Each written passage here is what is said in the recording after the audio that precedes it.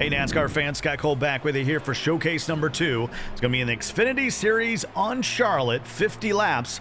And we start off with PlayStation Group A, where we caught up with Bear on the pressures after a disappointing Daytona.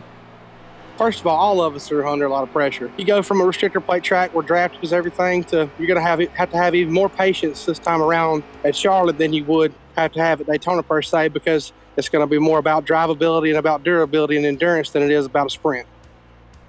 This race would be unlucky for Bear, but a few of the front runners out there would have their chance to put in some work here on Charlotte.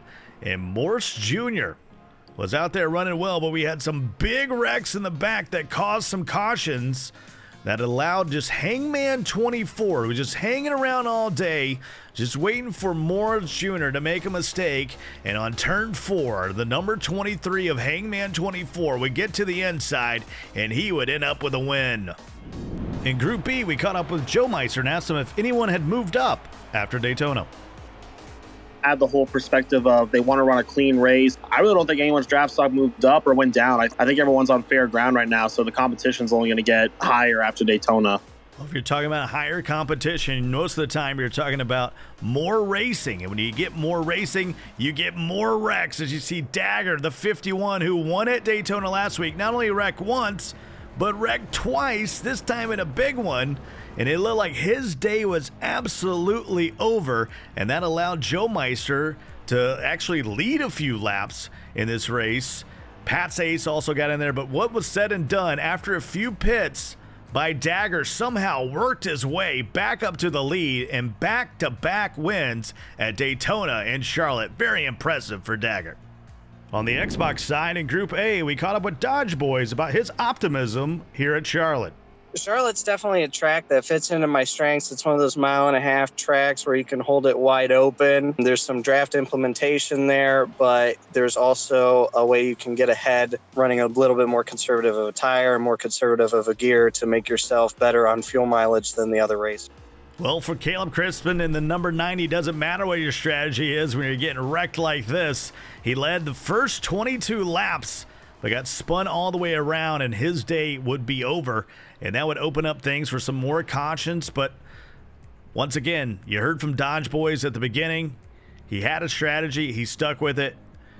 And some great racing that would unfortunately finish in a caution. But it is Dodge Boys 77 once again with a win.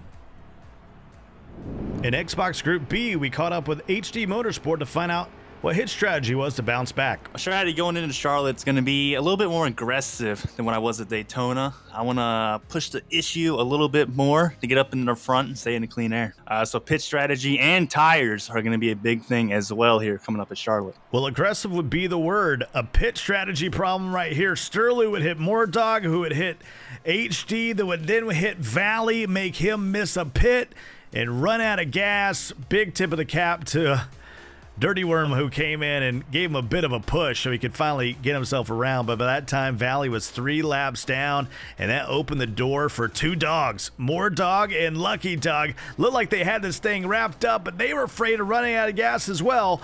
So they had to pit in, and the number 21 of Snag would play the long game, and the long game would be the winner. We'll be back next week on Martinsville in trucks on the next showcase here in the eNASCAR Heat Pro League. Also, NASCAR fans, don't forget the 2019 Monster Energy NASCAR Cup Series has arrived in NASCAR Heat 3. The 2019 season update includes the 2019 Ford Mustang, new paint schemes, driver changes, and of course, the 2019 schedule. It's 2019. Make history. Download the 2019 season update for NASCAR Heat 3 today.